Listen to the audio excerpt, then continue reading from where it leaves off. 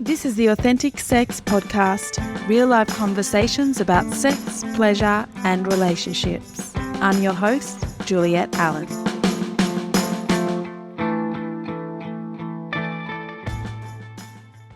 Welcome to this week's episode of the Authentic Sex Podcast. In this week's episode, I'm featuring an interview that I did with the Witches Being Witches podcast. This was such a fun interview. We had a lot of laughs. It was super interesting, the questions that were asked and the topics that we covered. And I really enjoyed it. And that's why I'm featuring it on the podcast this week. So in this interview, I spoke about so much. I spoke about my journey into sacred sexuality and empowerment, including what happened in my Saturn return. I spoke about sexual empowerment, how to define what a sexually empowered woman really is. Super interesting. I spoke about the history and conditioning surrounding women being demonized and shamed for expressing their sexuality and how I liberate that with my clients. Spoke about initiations as women, sexual health, my thoughts on why sex is so goddamn taboo still, sex magic, self-pleasure, libido, attraction, safety, sex as a healing modality. Gosh, we spoke about so much. Also covered masculine and feminine approaches to sex and the polarity between male and female bodies. Yoni and womb healing, gosh, so much. My thoughts on yoni eggs, which isn't what you think it's going to be. I hope you love this episode. It covers a lot of topics. The questions asked by the beautiful women on the podcast are really, really interesting. And I had so much fun, and I hope that you enjoy it too. This episode of Authentic Sex is sponsored by the Juliet Pleasure Wand. The Juliet is a premium crystal pleasure wand designed to heighten your sexual energy, increase self-love and self-pleasure, expand your orgasmic experiences, and connect you to your true sexual essence. You can read more and purchase your own crystal wand by visiting my website, www.juliet-allen.com. Welcome, Juliet, to Witches Being Witches. Emily and I are very excited and very honoured to have your mind on this podcast. Absolutely thrilled. Thanks for having me. Yeah, I'm excited to be here. I haven't actually been doing interviews on podcasts for a while because I've been tending to a new child. So I'm excited. You guys I think I'm kicking off one of the first interviews I've done in ages with you guys. So it's very special. Oh, wow. Extra honoured. Thank you. Honoured. Before we get into questions, Juliet, we love to ask, do you know your sun and moon and rising? Okay, I'm going to be really honest and say I kind of do, but I always forget them, and I'm not that across all that. I should be because I live in Byron Bay, but I'm not. So the sun is your star sign, like mainstream star sign, right? Yes. So I'm a Gemini. Oh. And my rising is Libra. Oh, yeah, interesting. I would be so interested to know what you are in Vedic. I'm wondering if you would be a Taurus in the Vedic system. Oh, yeah.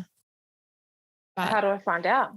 I'll do a deep dive and I'll let you know. I'm just interested to know. Because why I say that is Taurus is all about the security and about our physical body and the sensuality.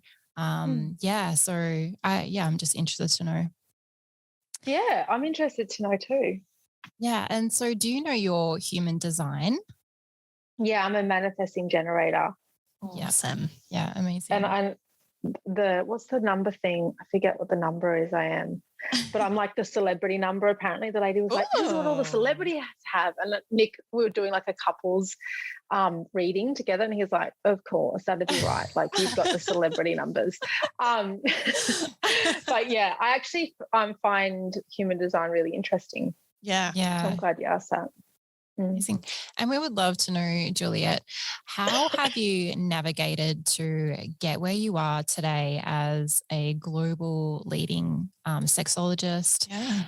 Or what has your journey looked like, and how have you got to where you are now? Big question. Well, I guess it began when I was really young. I was always really interested in sexuality, and as a teenager, I wanted to read books on Tantra and sacred sexuality, and just really curious, and always felt quite comfortable in my own skin. And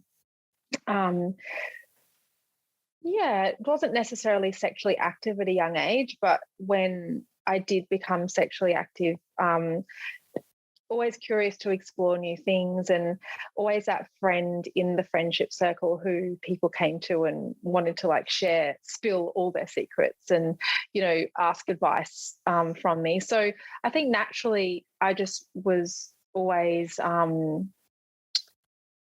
felt really comfortable with the topic of sex. And then in my early 20s, I began having regular therapy, not necessarily because things are wrong, but just because I wanted to always be working on myself. And I remember a therapy session with my therapist, who I still see now. And I said, I just feel so obsessed with sex, and have I got a sex addiction? And, we were working on what was going on. Turns out I didn't. I just loved sex and, had to embrace that. And she said, I feel like one day you could potentially make a career out of this, because it's something you're so passionate about and we're always working on it. And I, at the time, just thought, well, that's a bit of a joke. I'm not going to become a sex worker. That doesn't feel aligned for me. Maybe for others it is. And I respect that. There's a place for it. But for me, I just was, no, I'm not going to do that, even though I think I'd probably make a lot of money doing it, because I'd just be so fantastic at what I do. But no. And so that I just remember that in my early 20s, and then I got on with life, and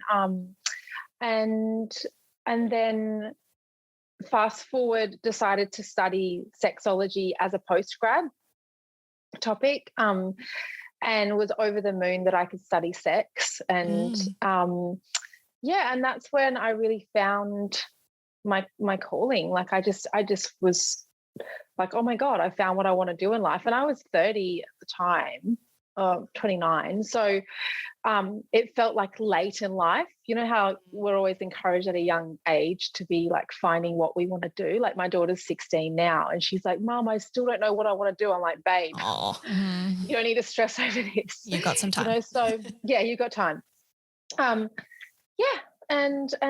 my career just took off, and that's the short version. Amazing. Yeah, I love that. It sounds like a bit of a Saturn return there. It's typically those years, those 29, 30 years where we have that. Most definitely. Yeah, I definitely was in that Saturn return time for me. Yeah, that was a big phase. Yeah, beautiful. And so we'd love you to speak to us, Juliet, about, because Witches Being Witches has really been created for, female empowerment, and a lot of your work we really resonate with, because there is this essence of being empowered and being sexually empowered. Could you give us a definition of what you think being a sexually empowered woman is? Yeah, sure.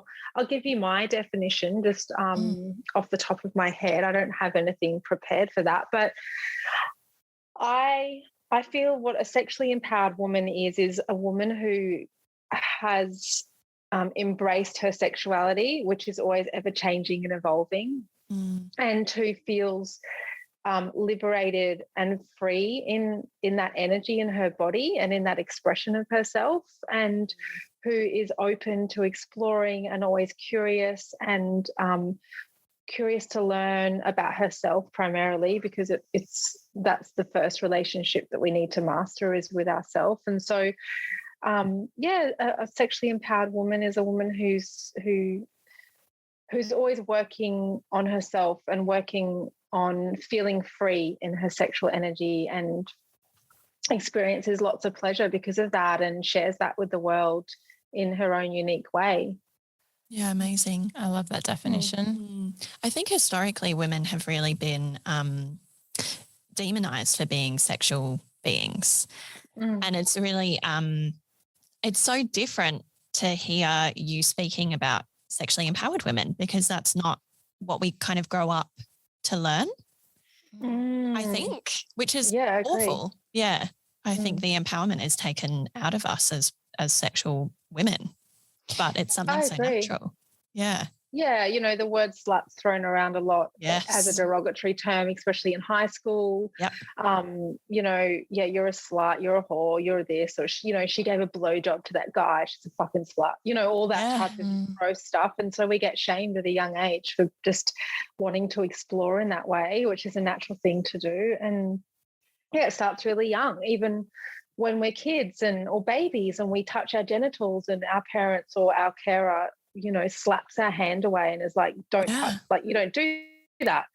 That's one of the first ways that we shame young women and men in regards to their sexuality and exploring. Yeah, absolutely. And how in your journey, Juliet, and have you been able to, and, you know, help your clients really overcome that shame that seems to, you know, start to formulate at such a young age? How do you work with liberating that shame and rebuilding that connection back to the self or that feminine energy? Well, if I was working with a woman one-on-one, often we'll go back to childhood and explore what role models we had and what was modeled to us, like what intimacy was, you know, how did we experience intimacy? What did our caregivers model to us? What were the transmissions that we had from the adults around us? That's something that's really important to explore. And then also going back to any experiences that we had that were unpleasant or traumatic experiences, or even just moments that we may not even know or remember, but can come up as a memory of, you know, for example, when our mum slapped our hand away from our yoni, or when, you know, our brother showed us his penis and we were intrigued, which is natural as children, and then we were told, don't look, you know, like just the most smallest moments that can just change the trajectory of our sexuality and our exploration as sexual beings. So that's a big one, is going back to childhood and going through, you know, at the first experience of sex is a big one and has a big impact on our life. Our first experience of menstruation. So going through different initiations that we have in our life as women, and the work that Jane Hardwick Collins does, who would be a great guest on your show if you can ever get her on, is, you know, looking at what's the thread through those different initiations as a woman, because we can find a common thread from, you know, our first experience of sex and menstruation and first pregnancy, abortion, all the things, first birth, etc. And then see how that impacts us. So that's the type of work that I do with women that I think supports them to experience less shame and let go of all the stories that they've told themselves around who they are sexually and what sex means to them. Yeah, absolutely. Yeah, and I love how you mention, Juliet, you know, in your story, it was this feeling of, you know, am I thinking about sex too much, or is this a problem? But it was really beautiful that you had that that person there to say to you, like looking at it through a different lens to reorientate. And it sounds like your work is very similar to, you know, really changing that lens of how to view your body and how you feel about sexuality, which I think is really beautiful and really important. Yeah, it is. It's so important. It's a big part of our health. Like it's the part that I think is often missed. We can focus on everything else to do with health, but not our sexuality. So yeah, it's really important, and it's often the missing piece of the puzzle for so many people when they begin exploring that part of themselves. They're like, oh, this is what was missing in my journey. So yeah, that's why we really want to bring awareness with this topic. How important is sex to our health?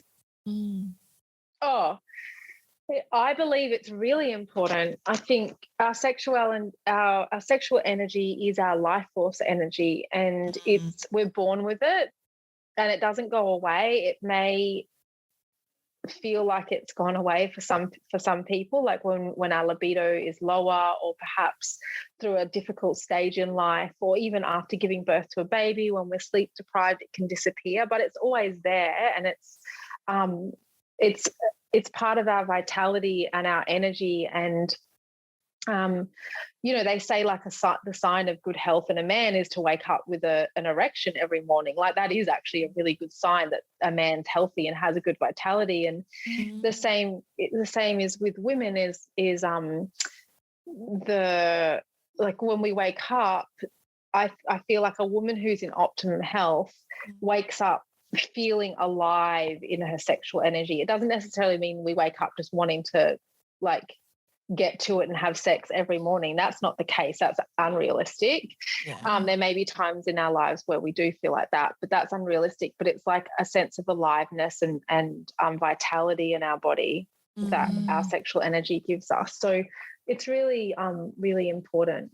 I want to ask you, why do you think that sex is such a taboo topic? Oh, well, because so many things, but religion would have the patriarchy. Yes. Like religion, I mean, I'm not a big expert on the history of religions. I'm not even going to pretend to be, but I have definitely had firsthand experiences of how Catholicism has just completely shamed and continues to shame sexuality in the most craziest ways. And I think, it goes back to lots of religious beliefs. And that's so true. I was brought up very religious, and that was took me such a long time to unwind, because in that religion, it was if you had sex before marriage, you pretty much were going to die. And that fear mongering and being brought up with that, like you say, that conditioning and that fear, you can see how that really underpins how we feel about sex, and that it's unclean and wrong, and it's just, but because it's so powerful, right? Like anything that has that ultimate power, so we can, like you say, connect to our essence and connect to higher divine, is going to be something that is going to be also wanting to be stamped out as well. So I think that is important to acknowledge. And our sexual energy, it is really powerful, and we have the power to, use it to manifest what we want in life too, via sex magic, and that's powerful. And that is magic. Like you can't explain that stuff. And when the higher powers, or whatever you want to call them, have things like that they can't explain, and they're like, oh, this is we don't know how to prove this scientifically, or like this is weird, or this is just a group of women being weirdos, like witches basically. Let's just burn them at the stake because we don't understand this. I'd love you to speak a little bit more about that. Em and I have spoken about sex magic before, and the potency that it has. Is that something that you are conscious with your work? It's something that I talk about lots, and that I actively use in my own life, and that I support others to tap into, for sure. I've used sex magic to manifest everything, like the house we live in, the amount of money that I earn, what else? Obviously the children that I have, and that what else? The car that I drive, everything. Yeah. It's like sex magic. And as a couple, Nick and I will engage in sex, like use sex magic to manifest what we desire in life in all different ways. And it's super powerful, and it's really simple too. Like, it's not complicated. It's just really can be a really easy way to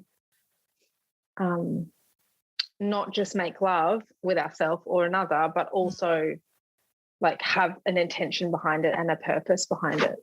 So is that literally what sex magic is, having an intention to manifest something? For me, yeah, it is. I mean, everyone has their different definitions, but for me, it's about, for example, saying, I'm going to self-pleasure today. Okay, my intention is I want to manifest, let's do something really like traditional, like my dream job that I just applied for and I really want to, like, which, by the way, anyone who works for me, guaranteed when I say they've got the job and they've gone through the interview process, they always say, oh my God, I have been using sex magic to manifest this for like the last few weeks. And I'm like, I know, of course you have, because you're now working for me. And if you're working for me, you're like doing what, you're in. Yeah. So Love everyone's that. like, Love oh my it. God, you wouldn't believe how much. But anyway, so that's an example. So we use that intention, and then we set the intention, and then when we're in the lovemaking experience or the sex, whatever you want to call it, for me, I bring the visuals of that. So let's go back to me wanting to conceive Sol, our little baby boy. When we would make love, I would like visualize and feel, while I was experiencing orgasm, feel myself pregnant with him, and like visualize, birthing him and having him in my arms. And it's like this, you're kind of mixing visualization with sex. So I'm still present with my partner, but also like just feeling what it feels like to have what I want, basically. And then which is the ultimate, because you're in that elevated emotion, you're connected, your heart is open. It's you can see how that has so much potency. So I love that. Yeah. We really wanted to speak to you about self-pleasure and using self-pleasure, I guess, for purposes like sex magic, but also as a self-care ritual, I suppose. Yeah. What do you want to know? Like all the things. How can we, I guess, should I just get my kid off and do it? Yep. Check out our website, everyone. You've got to put a paywall up. Yeah. You're going to become a millionaire real quick. You'll never hear from any of us again. Yeah. We will retire. Yeah. I have to interrupt this episode to let you know that today is sponsored by Pleasure School. Pleasure School is a monthly membership where together we study intimacy, conscious connections, and how to embody our true sexual essence. Every month, students of Pleasure School access members-only educational content across a wide range of formats, including written, audio, video, and guided home study. Pleasure School is led by myself, and I'm also joined by other teachers who are pioneering in the fields of sexuality, relationships, and holistic health. This is your chance to join a unique online school like no other in the world. Learn more and join Pleasure School at www.juliet-allen.com. That's JULIET-ALLEN.com. Tell us how that came about and how, I'm really intrigued.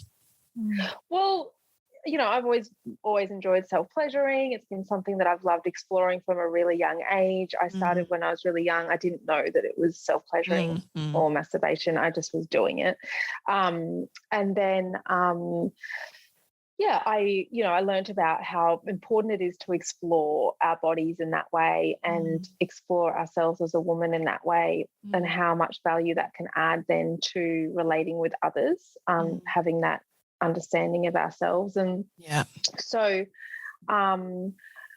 when I was younger, I bought a vibrator and I was like, okay, cool, I've got the rabbit. I guess this is what it's all about. But soon, and then I guess over the years tried lots of different sex toys, but I never found something that I really loved. And I really didn't feel great walking into sex stores because back in the day, like I'm 40 now, so back in the day, there was no online stores. Like you go down to the local sex store and there's like some creepy guys in there and lots of porn magazines and like videos back in the day, VCRs, and, you know, buy a sex toy, and they were all pretty gross. So over the years, I tried different things. And then when I was a sexologist, I am a sexologist. Back in the day when I was a sexologist, when I started, I used to get sent a lot of things. Yeah. And I didn't try them all. But anyway, long story short, I decided I wanted to create like a crystal pleasure wand because I'd tried something similar and it just changed my life. And I've literally never gone back since. I threw all my vibrators in the dustbin and what the crystals gave me was just a different way to experience pleasure. And because there's different crystals, they all have their own unique energy and power. And so that, you know, means you can change the dynamic with what crystal you choose to use. But so I just started by creating a rose quartz pleasure wand. I joked and called it the Juliet because, you know, I just what else? was like, oh, now everyone can like have sex with me. Like just, you know, my sense of humor was just a bit like that. And then it just took off. Like literally I just put one product on my website and suddenly I was like, how can I create more? Like, oh my God, I can't keep up. So I created more. And they just went off nuts. Yeah, that's how those products were birthed. Yeah, amazing. I would also really like to ask you, Juliet, about libido and about attraction and this. How do we create this? I guess libido comes back to health and our vitality, but if that is being impacted, what do you work with? Is this just from a health perspective or do you look at it from a self-confidence perspective? Is that a little bit of both? What are the main drivers that you see? For low libido or like? Yeah, like what impacts the libido? So many things. Like, yes, there's the practical health things like, are you eating food that nourishes your body? And are you drinking lots of water, which is going to lubricate your body? And are you drinking lots? Like all the sorts of things that can impact us health-wise are going to impact our libido. If we're eating heaps of processed foods, like our body is going to take up a lot of energy processing the shitty processed foods, which means it takes away energy from every other area of our body, including our sexual energy. So that's the basics. I'm not a nutritionist or a naturopath, so I can't speak about those in like really big detail, but it's something that I'd always work on with clients or refer them to a naturopath to begin looking also at hormone levels. Like, for example, recently I work with a naturopath and I got my bloods done because I was quite low energy, a little bit down and really irritated. And she was like, it sounds like it could be low iron, which I've had in the past. And I got my iron levels checked. They were low, like surprise, surprise. So I had an iron infusion and literally like a week later, I was just like, oh yeah, like I'm back. Like, you know, and my libido was back. And so practical things like that really can have an impact. But then what else that has an impact is like our emotional health, which is also linked to food and all that. But emotional health and communication is big. Like if we're not communicating what we need or desire, we're not talking about how we feel, it basically what happens is it's like, I talk about this a lot, so you might have heard me talk about it before, but we just keep pushing down all the shit. Like, you know, we don't talk about how we feel, so we just push it down. And it's like we're just create these boulders in our body that block our energy channel. And our sexual energy resides in our lower chakras, like down in the base of our body. So if we have all these boulders and this blocked energy, it's harder for the energy to move up. And so we need to really unblock those boulders by talking, by processing, by going to a therapist or whatever, emotionally releasing, so that we can clear the energy channel, so that, you know, the water, which is the sexual energy, can flow through that channel. So that's really important. And then it's important that we feel safe in the spaces that we engage in sexually. So if we're in a relationship, then we need to feel safe to open. We need to feel safe enough to explore. We need to know that our partner isn't going to get up and walk out afterwards. Yeah, so much stuff. We, you know, if we're self-pleasuring, we want to be in an environment where we feel safe to open. Or, you know, we can't be in fight or flight in these. Yeah. It's the same as birth. Like, you know, it's the same. We don't want to, when we're in such a vulnerable state and a what do you call it? I don't know. I'm looking for a word. I forget. But in a state, a primal state, then we don't want to be in an environment where we feel like we could be interrupted, or where we feel like, you know, there's big lights or there's people watching, unless danger. That's your thing. Yeah, danger. Yeah. Yeah. It's really interesting with libido. Like, I was in a long-term relationship for a long time, and we didn't have sex very often. And I remember kind of almost being like, maybe I'm not a very sexual person. And then I left that relationship, and now I'm like, oh, actually, I do quite like sex. Like, it's pretty cool.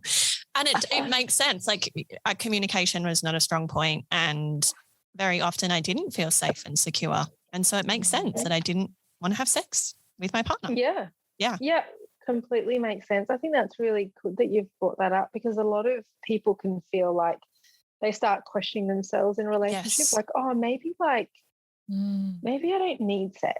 Or like, maybe, you know, that one of like, that was me. Yes. That was me. It's okay. It's just not a big part of me anyway. Or like, it's just, I'm not a sexual person. Like Juliet is, but I'm not her, and that's okay. And, you know, or whatever it is. Yeah. But then, so many people have the experience of like, they go through the process of breaking up, which can often take months, years, whatever.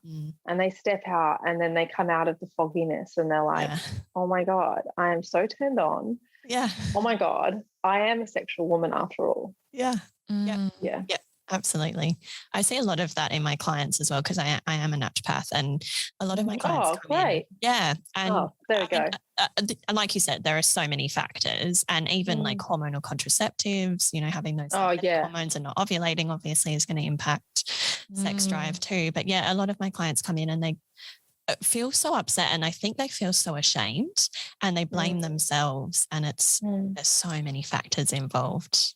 Yeah, there's so many factors involved. I love that you're a naturopath. That's awesome, because you know more than me with this stuff, but also you get where I'm coming from with like just a simple check of like levels of something can give so many answers. It's so holistic, isn't it? Absolutely.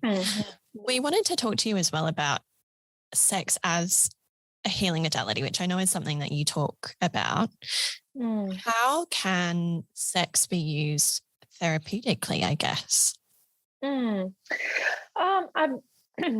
common way that it can be is when we are going back to feeling safe and secure to open, and we are enjoying sex, and we're with somebody who we feel connected to, or we are self-pleasuring and feel connected to ourselves, then what sex can do is it can surface a lot of emotion from the past, or memories from the past, or like, you know, for me, what's common is I'll like make love with Nick, and then I'll have like a peak orgasmic experience, and then afterwards I'll cry.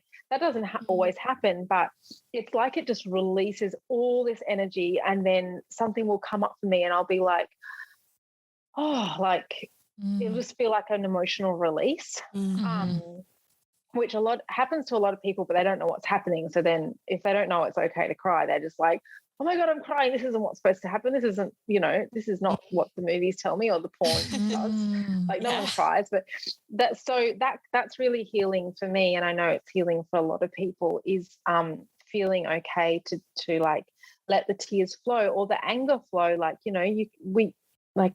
you can make love and feel a lot of anger coming up because it's shifting all that energy again. So like if you're moving all the boulders, it's all moving, and suddenly it's like breaking through a lot of stuff energetically, and then it can come up. So you can feel a lot of anger, but you can use that anger and like channel that into your sex, not in like a way of like, I'm going to start punching my partner, but more so like, using sound to release it, or you can go into some sort of role play where you're channeling the anger in a healthy way and in a consensual way.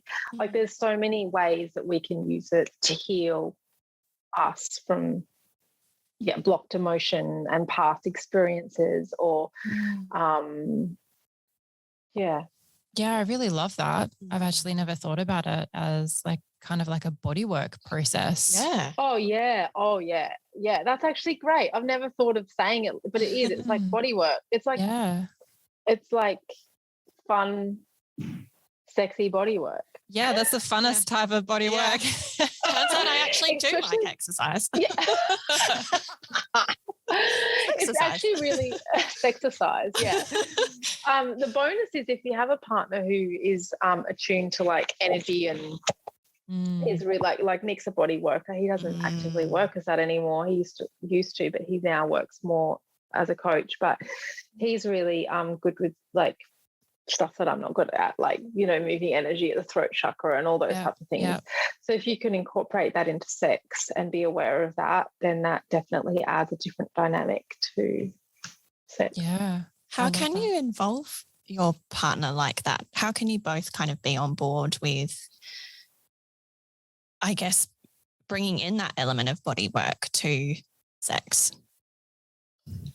Do you have any advice around that? Just clone Nick. Let's find how we can clone Nick, and then we can just all be with someone like or a woman if we want to do women. So like the woman version. No,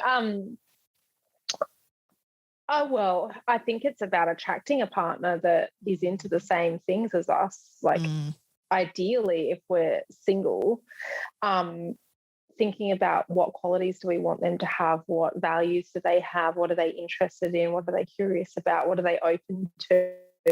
But if we're in a relationship, an existing relationship, and we want to begin exploring in that way, then firstly it's like having the conversations, but we need to start exploring ourselves, like by ourselves, and then bring that magic into sex with our partner, so that we're not just saying like, I want you to be like this. And, I heard on this podcast, Juliet said that Nick does this, so now you need to do that, like go learn it. It's like, that's not how we're going to inspire a partner to be like that. It's like we have to model it and hope that they feel inspired enough to be like, wow, I want to learn more.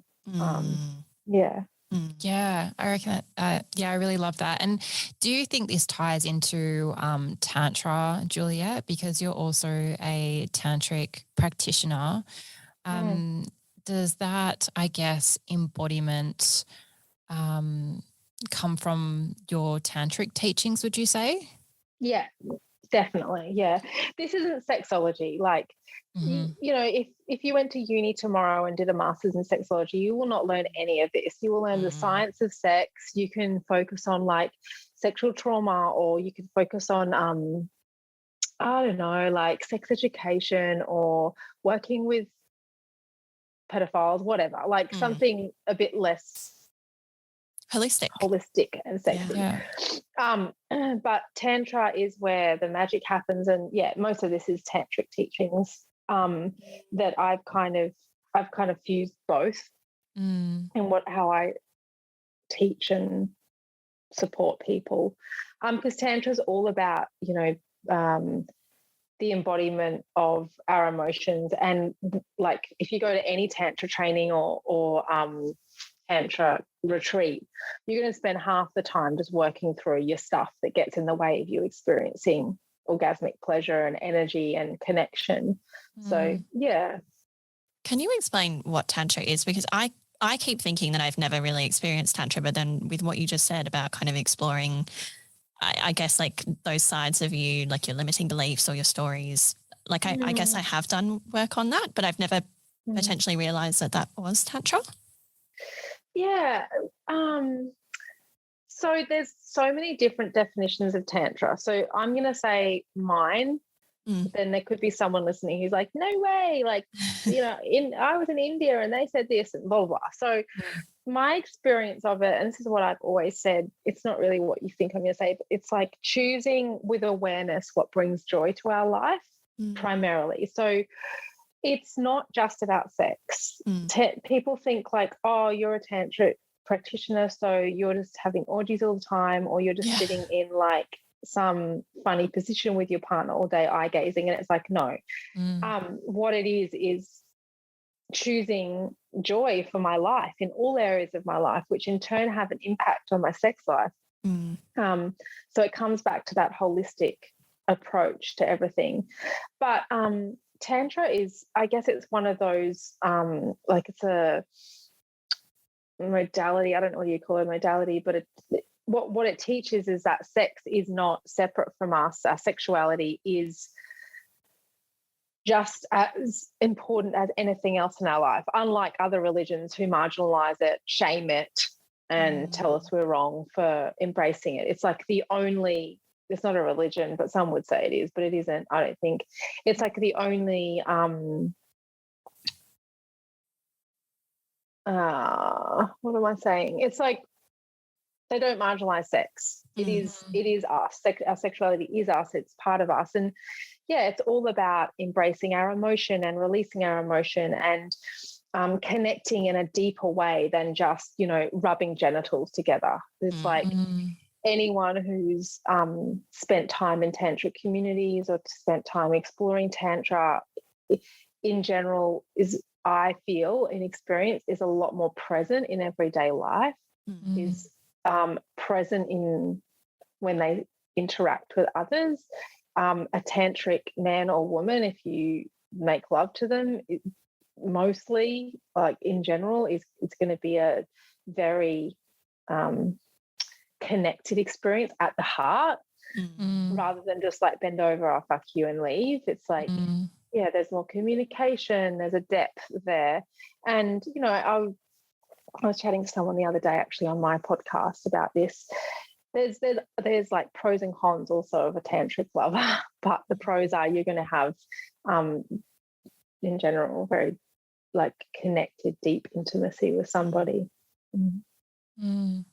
Yeah, amazing. Yeah, that's I love that definition, and that's how I see it. It's more of that conscious connection and that in the present moment, and really embodying that heart opening, that energetic force as well. I love that. Juliet, could you tap into the difference? And this is a generalization, so I'm being a little bit stereotypical here, but the difference between how men view sex and how women view sex, and how stereotypically we need different things. How do we fuse that? Yeah, because the men don't understand that like that women have different needs, like they're quite different to a man's needs, and I guess that comes down to communication as well. But how do we generally, as the feminine and the masculine, and you know, we can obviously switch between those, but how does the feminine view sex and how does the masculine view sex? I'm just interested to know if there is such a thing. Well, this is a complete generalization. Let's just take out all the like tantric beings who have a lot of self-awareness around this. But if we're looking at like mainstream man and woman, men will, in general, can engage sexually a lot easier, like with a lot more ease without having to have the emotional attachment there or that connection there. And so that's why it's often easier for a man to like have a one night stand, whereas for women we can think we're okay with a one night stand, but often there's going to be some sort of like attachment or like, oh, you know, I thought I was going to be okay, but like he's so lovely and like, oh, you know, I really loved breakfast with him. I really hope he calls and blah, blah. And meanwhile, he's just like surfing and he's just like, cool, one night stand. Like, who's next? Yeah. Or he's not, or he's just like, where are the waves at today? He's not thinking about you. Whereas women are just like, like, you know, so our hearts as women, we need, like, ultimately we need our heart to be open for us to have really great sexual experiences. And that's because, like, Tantra teaches that our positive pole in our body is our heart and our negative pole is our pussy. But for a man, his positive pole is his cock and negative pole is his heart center. So that's why there's a good magnetic. Oh, that's fascinating. Yeah. So, so if you understand that, then, yeah, men, for their heart to open, ultimately just put your hand on their cock and give it a bit of attention, and then likely their heart's going to open easier. Whereas for us, we're just like, we want to feel that heart connection and then our pussy opens. Yeah. Yeah. And so that's so interesting because to get that, for men to get that, it's like understanding that what a woman needs to have her heart open. Yeah, as is where that, I guess, that communication comes in, and you know what you need to feel safe and nourished, and but you can see where that frustration can lie in those two.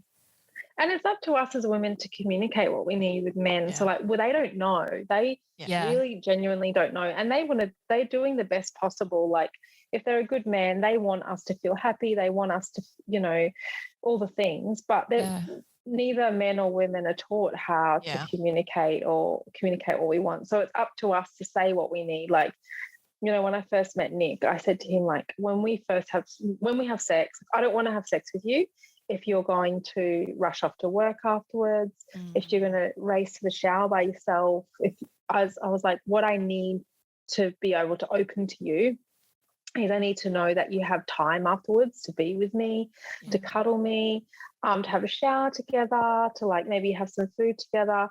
And I said, just don't even bother having sex with me if you're like, fuck, I've got to be at work in like 10 minutes. Because it's just like, it doesn't feel good.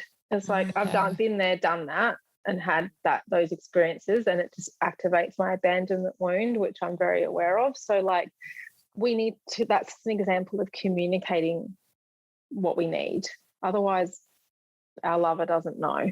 Yes. And I guess that's an element of self-awareness in there as well, isn't there? To know what we want and need, and then to be able to communicate that effectively. Yeah. And to ask for that, like, I love how you've asked for that, Juliet. You're just like, this is it. This is my non-negotiable. This is what I need. And, you know, working on both sides of that as well. Yeah, it's a very empowering way to look at that. I really want to ask about yoni healing and womb healing. And I guess I'm really intrigued. I have a yoni egg and I've actually never used it because I don't really think I fully understand why. Yeah. Well, I'm not the right person to talk to about yoni eggs because I'm not a big fan of them. Interesting. So there's a curveball. Yes, I've heard of this. I'm interested to hear your take on it. Yeah. Well, I don't know enough about them to even give a professional opinion but I think there's way too many people out there selling them who have no clue what the fuck they're selling. They're giving advice on something that actually is really like, you don't just put anything up your pussy and leave it there for a certain amount of time. So I think that can be detrimental. But what happened for me was when I was younger, I had a yoni egg, and a woman told me how to use it, but like there was no training or background there. She was just like, oh, you know, put it up. You can leave it for 24 hours or like 48 hours. And I was like, okay, cool. Like, I'll just put this egg up me. And I just left it for like, I was like, oh, the longer the better, you know, that theory, like, oh, I've had it up there for like a whole 24 hours. But what happened from consistently using it over just only about a week, and then I think I was like, this just doesn't feel right. Like, I need to stop using this. Was the cycles after that, my periods instantly were like super painful, irregular, weird stuff started to happen. And that was the only change I'd made to, and I've always had really regular cycles, etc. And so I just instantly felt like, yeah, I'm glad I listened to my intuition and stopped using it. But that's just my personal experience. Like women have amazing experiences with yoni eggs. So, but I just can't speak to them other than from my personal experience. Yeah. So maybe you haven't used it because intuitively you're just like, oh, I'm not ready, or this isn't the right time. Yeah. Or you just need to learn more from somebody who does know what they're talking about. Yeah. Yeah. What kind of yoni healing would you recommend then? And why would we heal our yonis in the first place? Well, we store heaps of trauma in our yonis. Like, it's like, that's where all our trauma goes, you know, and like, huge topic, but so many women have experienced some sort of trauma, even if it doesn't have to be like extreme, but it can be just something really mild. Like for me, it would be like, you know, having unconscious sex where I'm like having sex with a guy because he's home now, and I guess he's home because he wants to have sex with me, and I didn't feel empowered enough to be like, actually, I'm not even in the mood for this. Like, you're a dickhead. So, you know, so that's like, that could be, you know, yucky, like have sex in that way. And so that's why it's important to heal. And the way that I recommend doing it is actually yoni steaming is, I don't know how you feel about yoni steaming as a naturopath. Because professionally, I can't be like, oh, you know, the benefits of this, and there's research, but I've found that that's really beautiful way to like take care of my yoni, and I use that to heal from miscarriages. Like really amazing. And I used it postpartum with after the last birth of my second baby, well, full-term baby, because I've had a few pregnancies, but it was really healing afterwards. So that's a great practical thing. Another thing is like yoni massage. That's been amazing for me. The only challenge with that is finding practitioners who I would personally refer people to and who have integrity. It's like any profession, like anything. There's people out there with no integrity, and then there's others who are amazing. So yoni massage has been amazing. Like, I healed from an ectopic pregnancy just through one yoni massage, and that was years after it. I didn't realize there was still stuff there. And then I got a yoni massage and it all came up, and then that was amazing. And so that's a way to heal. Womb massage is great with like somebody who's trained and in that kind of body work. I've had heaps of womb massage and body work that kind of goes into that area and does magical stuff. It's interesting actually with the body work and that whole pelvic region. I don't know if this is a bit of an overshare on the podcast, but I am actually an endo sufferer. So like really, really painful periods historically. And I started to manage it to some extent with naturopathy alone, but I actually ended up going to my my osteopath, and she has massively helped reduce, like almost make the pain non-existent. But the interesting thing is that when that started to work for me and I started to get less period pain and less painful periods, was actually when I first started to have penetrative orgasms as well. And I actually told her that recently, and I was like, I think you've done something. Flicked the switch. Yeah. But it would make sense because of, you know, for sure. Tension. Yeah. Yeah, I mean, and it's great you've shared that. Endo is such a big one, especially these days. I feel like more and more women are getting diagnosed with it, or like misdiagnosed with it too. But I've got endo and have had painful periods too, and how I, like, aside from working with a naturopath and stuff, I had heaps of body work on my womb, and I also left a really shitty relationship a few years ago, which instantly got rid of my period pain. So like there's so many different factors that can contribute to our pain. Yes, we can have endo, and like, you know, it can be confirmed that we have endo, but I never got my endo removed, and I am completely pain-free now. So yeah. It's actually interesting what you said about shitty relationships. In naturopathy, obviously having that like emotional medicine side of things, there's a belief that underlying endo is a rejection by men story or issue. So yeah, I find that interesting. Yeah, very rejection by men. So like, so feeling rejected by men, or like. Yeah, I think so. And yeah, I felt kind of rejected and alone in my last relationship. And again, like leaving that, my endo has improved. No way. I was going to say it was about the same time. Yeah. Well, that's, that doesn't surprise me. It doesn't surprise me at all. That's an interesting one. The funny thing was I was in a relationship with a woman, so like, okay, I don't know that where doesn't that make comes in. as much sense. But I do notice with clients that clients who are in really stressful relationships often have period pain. Yeah, I think that's a big one to address, and I'm glad that we've given that a voice today on the podcast. I think it's very comforting to know that there's healing that can be done, because a lot of the Western medicine says that there's not, so that it is possible. So thank you for being an expander in that. Yeah, no, my pleasure. And before we get to our final question, Em, is there any other questions that you had for Juliet? I don't know. I guess if you could give us one tip to have more, I mean, we were talking about sex magic earlier, but more magical, more empowered sex, what would be your best piece of advice or one single top tip?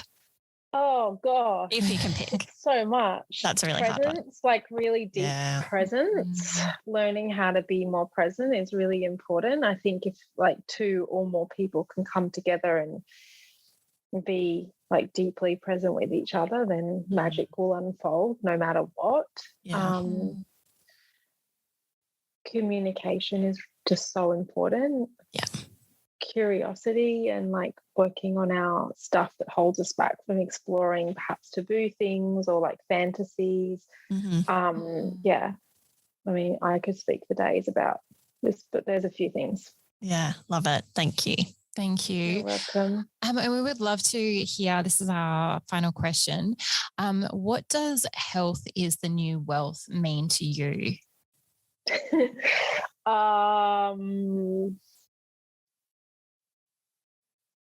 What does health as the new wealth mean to me? Right now it means getting heaps of sleep, but it means like what does it mean? That's an interesting question. It means heaps of vitality. It means waking up in the morning with energy. It means that even though I'm not getting heaps of sleep right now because I have a baby, that I still have energy throughout the day and I feel inspired by my life, and I feel empowered to make great choices for myself and my family. It's just like the simple things for me is just being able to be really present with my children at the moment is what